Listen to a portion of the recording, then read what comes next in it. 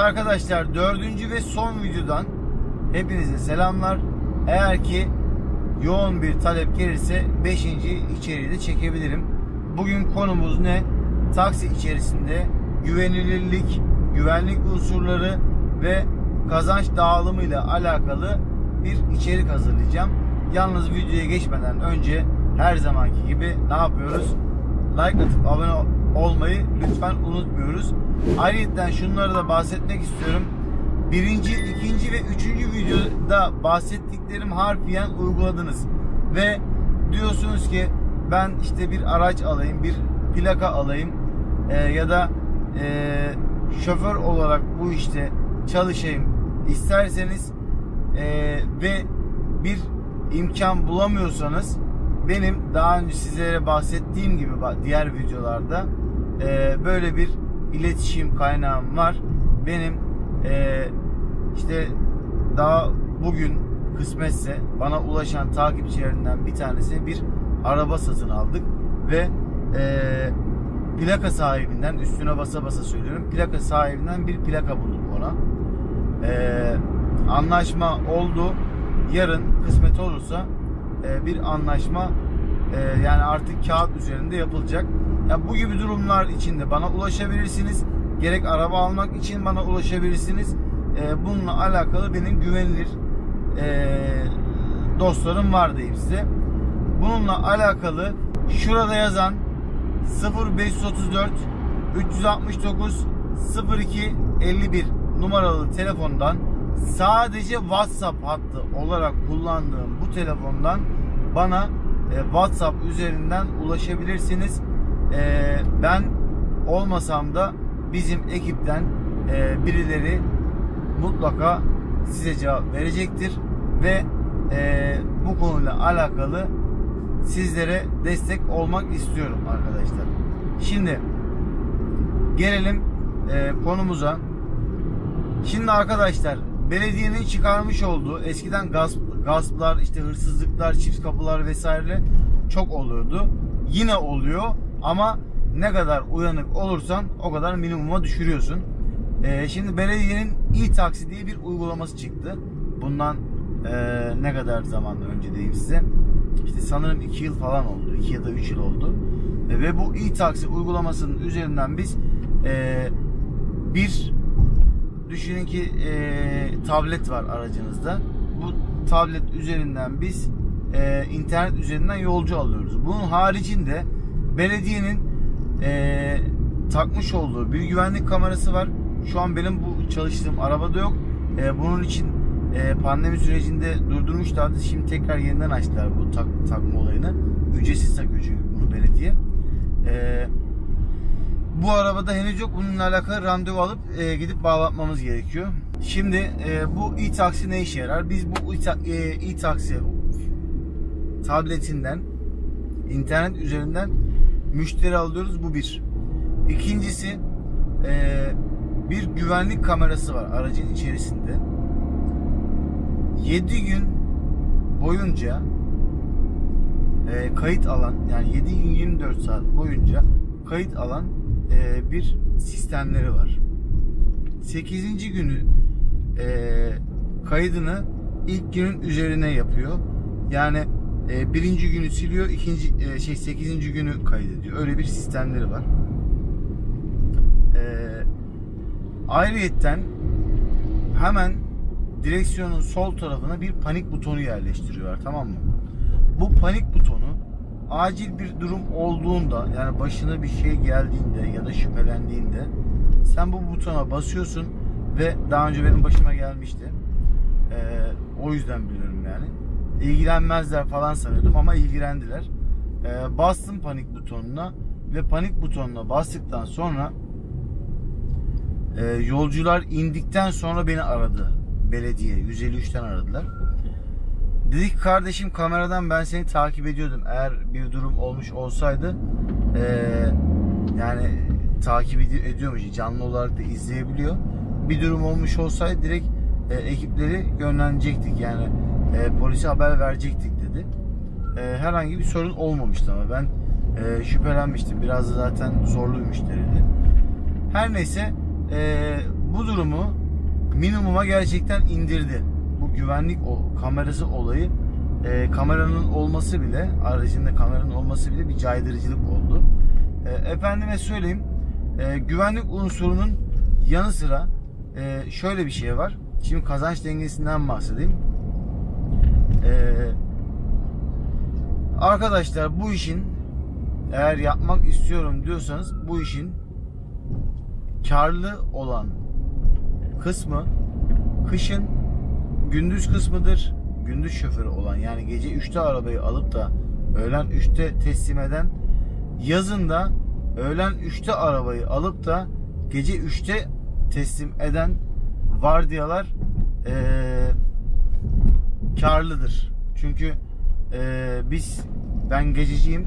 Gececiler olarak kışın saat 9'dan sonra sokakta insan olmaz.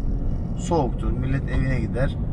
Biz de o yüzden akşam saat 9'dan ondan sonra işte gece kulüplerinin orada, ne bileyim, yani müşteri potansiyeli olabileceği yerleri düşünün. Oralarda işte takılmaya başlarız. Ama yine çorba kaynar yani kışında.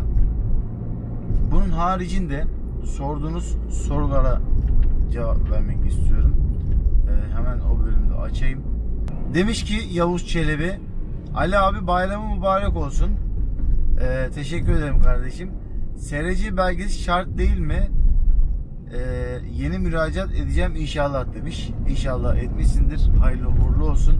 Şimdi arkadaşlar, SRC belgesi yurt içi ve yurt dışında hem yolcu hem de yük taşımacılığı yapabileceğiniz bir belgedir o, tamam mı? Yani siz bu belgeyle, diyelim ki yolcu taşımacılığı yapacağınız bir belge istiyorsunuz. Onu alacaksınız. Gerçi ikisini bir de alabiliyorsunuz. Diyelim ki SRC işte 2 aldınız. Bu yolcu taşımacılığı oluyor.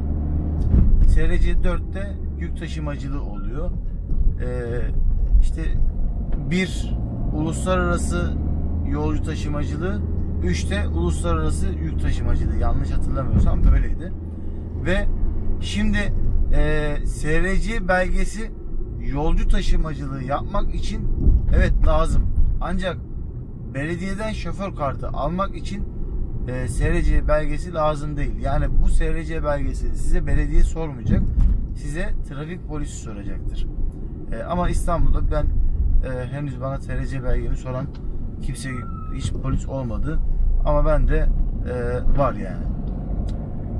Sonra sorulan sorular. Yalçın Savcı abi demiş ki çok anlaşılır. Açıklama yapmışsın. Teşekkürler Ali demiş. Ben teşekkür ediyorum Yalçın abi. Sen de uzun zamandır beni takip edenlerden birisin. Geri mi döndün abi demiş Sefa Kırış. Uzun zaman oldu kardeşim. Durmuş Macit demiş ki usta, sen psikotekniği nasıl geçtin? Bir videonda taksi durağında kavga ediyordun. Benim deli raporum var demiştin diyor. Şimdi o işlere girme, dur sen. O işlere girme kanka. Ben çok eski bir şoför olduğum için o konuda bir sorun yaşamadım. Zaten belgem eski benim. O animasyon iyi olmuş demiş Beytullah Yavuz. Teşekkür ederim kardeşim. Yusuf Akar abime de selam olsun. O da benim uzun zamandır takipçilerimden biri. Sürekli şey yapar. Nedir onun adı? Dua eder. Ben de ona dua ediyorum. Şimdi bu videoda sorulan soruların haricinde bir de şu kısımda bir sorular sorulmuştu bana. Hemen ona da bakalım. Allah yardımcınız olsun demiş Dinç Aslan. Sabır, kolaylık, helal işler, kazançlar dilerim. İBB 1000 dolmuş minibüs taksi olacak diye haberler var. Sizin açınızdan artı eksi durum olur mu? Açıklar mısınız demiş.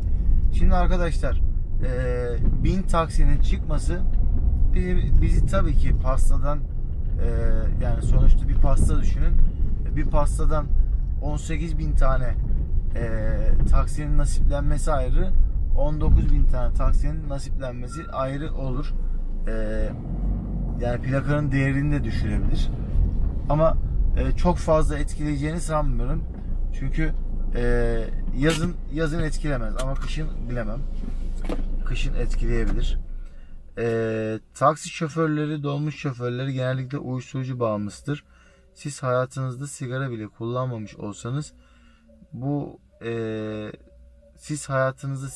kullanmamış olsanız size bu şeyi alıştırırlar demiş. DGN söylemiş bunu. Yani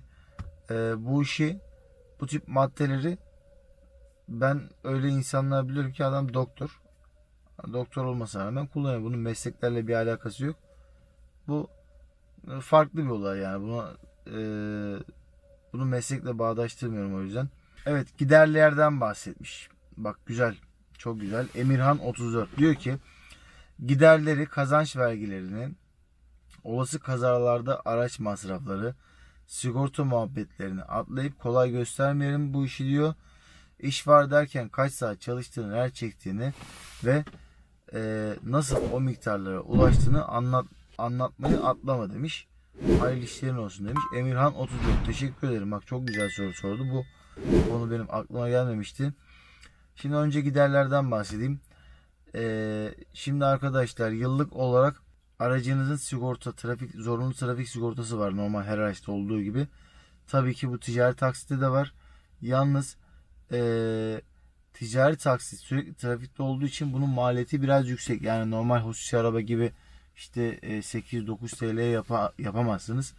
5.000 lira gibi bir rakama ulaşıyor şu an bu rakam. Bunu da aylık giderlerinize ekleyebilirsiniz. Onun haricinde her ay bir taksi ortalama olarak günde 400 kilometre yaptığını düşünürseniz 12.000 kilometre yapıyor ve bu da demek oluyor ki her ay yağ bakımı yapılması lazım. Yaklaşık 500-600 TL'de her ay yağ bakımı, efendime söyleyeyim hava filtresi, polen filtresi, artık mazot filtresini 3 ayda bir, yani 3 bakımda biz değiştiririz biz. Vesaire vesaire filtreler değişmesi gerekiyor. Yani 500 liralık falan bir masrafınız oluyor aylık. Devletin almış olduğu bir vergi var da o da cüzi bir rakam. Şoförlerden yıllık 1050 TL mi, o civar bir şey alıyor. Kaza yaptığınız zaman eğer ki hatalıysanız siz bu kazadaki masrafı normal trafikteki herhangi bir arabada olduğu gibi kendiniz yaptırıyorsunuz. Eğer şoförseniz, şoför hatalıysa, çalışan şoför hatalıysa o yaptırıyor. Ama kiralıkçıdır. Kim yaptıysa abi kazayı, hatalıysa o öder, yani öyle söyleyeyim size. Ve yani bugün bir parçanın boyanması, yani bir parçadan kastım diyelim ki bir çamurluk olabilir, bir tampon olabilir. En az 300-400 lirayı buluyor yani sadece bir parçanın boyanması. Hesabını öyle yapın. Evet, Metin demiş ki abi ayıptır sorması, bir taksi 24 saatte kaç kilometre yapıyor demiş. Bunu ay olarak hesaplıyorum sana. Bir aylığı baz olarak söylüyorum sana. Totalde bir araba bir aylık totalini alırsan günde aşağı yukarı 400 kilometre yapar. Ama bugün 300 yaparsın, yarın 500 yaparsın. Artık o gün trafiğin durumuna bağlı bir durum. Selamünaleyküm reis. Bir taksi plakası alsan aylık kazancının aşağı yukarı ne kadar olur? Tek başıma ayrı, vardiyalı çalışmak ayrı diye ayırırsan sevinirim. Hocam bununla alakalı diğer videoları izlersen burada zaten detaylı olarak anlattım. Bu soruyu Ömür Şengül sormuş. Senden ricam bu partları 1, 2, 3, 4 diye bütün hepsini izle. Hepsinin zaten cevabını alacaksın burada. Kart numarasını aldım. Nasıl iş bulacağını düşünüyordum demiş. Ben de demişim ki ona oturduğun yerde durakları ziyaret et. Şu an herkes şoför arıyor çünkü demişim. Endels yazmış bu soruyu. Eyvallah, Yenibolu'da oturuyorum. Tek tek gezip soracağım demiş. İnşallah bulmuşsundur kardeşim. Mustafa 0606 demiş ki taksiye vurdum. Aracın arkası pert. Bende bir şey yok. Şimdi sigorta halletti masrafları. Günlük kazanç kaybı yapabilir mi bana, teşekkürler demiş. Evet, yattı parasını sana yansıtabilirler ama bunu yansıtırken öyle kafasına göre yansıtamıyor. Bunun da bir rayiç bedeli var yani. Özkan Özdel Kolay gelsin. Kardeşim, verdiğin bilgiler için çok teşekkür ederim. Allah işini gücünü rast getirsin demiş. Teşekkür ederim. Gökhan Güçlü demiş ki abi sen demiştin ya araba alıyor, plaka kiralıyor, çalıştırıyor diye. Başkasının plakasını adam nasıl araba alıyor diyor. Evet, bak güzel sorulardan bir tanesi. Şimdi bu aracın plakası diyelim ki benim ve benim normalde yasal olarak bu plakayı kiralamam yasal değil. Bu sebepten dolayı bir sözleşmeyle bu işi yürütüyorlar. Yani ben yasal olmadığını biliyorum. Yani ben birkaç kişiyle görüştüm bu konuyla alakalı. Doğru biliyorsun dediler ama yazılı olarak kanununa bakmadım. Ve İstanbul'da 18.000 tane taksi varsa şu an burada çalışan 17.000 araba gerek mal sahibinden kiralamıştır, gerek işte bir takım galeri firmalarından kiralamıştır. Hepsinde sistem bu şekilde yürüyor. Plaka sahibinin plakasını alıp kendi arabana takıyorsun ama araba onun üzerine oluyor. Yalnız noter üzerinde bir sözleşme yapıyorsun. Satıldığı zaman direkt sen alabiliyorsun. Yani o işte bir garanti var yani. İçinize şüpheye sokacak bir durum olmasın. Onunla alakalı muameleci var Otocenter'da. O gerekli detayı verir. Sen işini hakkıyla yapan birine benziyorsun kardeş. Allah her gün 2000 TL kazanmanı nasip etsin. Günlük masraflar çıktıktan sonra demiş. Erinç Erkil Yalçın demiş bunu. Teşekkür ederiz kendisine. Enes Kurkut demiş ki ustam hayırlı işler, plaka kiralayıp bir tane taksi araç almak istiyorum. 2 tane şoför tutup çalıştıracağım. Günlük kaç para verecekler şoförler diyor. Bununla alakalı da rica ediyorum Enes Kurkut diğer videoları da izlersen emin ol bu soruların cevabını bulacaksın. Sen şoförüne ne kadar anlaşırsan rakam odur. Ama şimdi net bir fiyat vermem doğru olmaz. Daha önceki videoları izlersen eğer bu işin sigorta, işte çalışanın sigorta parası falan vesaire hepsinin bir hesaplamasını yapmıştım. Bunları hesaplayıp ortalama bir rakamda anlaşabilirsin şoförle. Mekanik bilgiler demiş ki taksicilik mesleğinde insanlara karşı tavrınız, yaklaşımınız nasıl oluyor? Bu arada şoför fazla bir şey kazanmıyormuş. Her türlü mal sahipleri karşı karlı çıkıyormuş. Bunu da öğrettiğin için sağ ol, Allah kolaylık versin diyor. Teşekkür ederim. Mekanik bilgilerin sorusuna cevap verelim. Diyor ki tavrınız insanlara karşı nasıl oluyor diyor. Eğer aracı binen yolcudan bahsediyorsanız yolcunun davrandığı gibi davranıyorum. Hoş sohbetteyse hoş sohbet, değilse ben de değil. Ben o şekilde ilerliyorum ama insanlara karşı bir güven sorunu oluşuyor. Neden oluyor? Ben mesela bir önce 2 tane bayan aldım. Hayat kadını. Aslında özlerinde iyi insanlar. Biliyorum bunu. Ancak özel hayatlarına etki ettikleri için nasıl söylesem bunu size? Yani iş hayatında farklı, özel hayatında farklı olunca bu sefer sen görüyorsun. Ben onu görüyorum yani iş hayatında. Özel hayatında da ona güvenmek hissiyatı olmuyor bana. Ama genel olarak söyledim yani bunu sadece o kadınlar için söylemedim. Hocam Egea mantıklı yoksa sembol mü? Abi ben araç yönlendirmesi yapmak istemiyorum diye cevap vermişim ama ben olsam sembol alırdım çünkü niye? Sembol daha az yakıyor, daha seri bir araba. Egea evet daha konforlu ama Egea'ların çoğunda enjektörle alakalı sorun çıkıyor diye biliyorum. Onun haricinde bu soruyu kim sormuş? Clio yollarda sormuş bu soruyu. Hüseyin İkiz demiş ki taksilik çok güzel olduğu kadar bir o kadar da rezil bir meslek. Her türlü insanlarla uğraşmak zulüm ama ekmek kavgası. Adam diye okunur. Ne yazmış? Ekmek kavgası. Adam diye yazılır, adam diye okunur. Ali adamsın. Samsun'dan sevgiler saygılar. 21 sene Osmaniye'de oturdum diyor. Aleykümselam, teşekkür ederim. Güzel yorumların için abi. Bizden de selam olsun. Emeğine sağlık. Gelecek vlogu bekliyoruz. Arada durak adı falan ver. Olduğumuz yerden al bizi demiş. Özel kolon demiş bunu. Bu arada bir önceki mesajı Hüseyin İkiz atmış. Evet, Durmuş Macit demiş ki araba arızalandı mı kim ödüyor veya lastik patladı demiş. Yani şimdi küçük masraflar olur. Ben şoför olarak söylüyorum. Küçük masraflar olur. Lastik patlar, far patlar. Bunları tabii ki ben karşılıyorum. Ama arabanın ağır bir bakımı vardır. Mesela baskı balata değişecektir ya da enjektör değişecektir ya da trigger kayışı değişecektir. Bu teknenin yürümesini aksatacak her türlü sorundan yani aracın kilometre yaptıktan sonra işte zaman aşımıyla aracın tekniğine işte mekaniğine verdiği zararı işleten kişi karşılar. Yani şoför karşılamaz. Bunun haricinde Yusuf Akar abimiz yine dualarını etmiş. Bizden de ona selam olsun. Evet arkadaşlar, sormak istediğiniz başka soru olursa yine elimden geldiği kadar destek olmaya çalışacağım. Ne yapacağız? 0534 369 02 51 numaralı WhatsApp numarasından istemiş olduğunuz, sormak istediğiniz soruları bana sorabilirsiniz. Aynı zamanda araç almak istiyorum, araç kiralamak istiyorum veya da plaka satın almak istiyorum ya da satmak istiyorum gibi sorularınızda size yardımcı olmaya çalışayım elimden geldiği kadar. Kendinize iyi bakın. Hoşça kalın. Dostça kalın.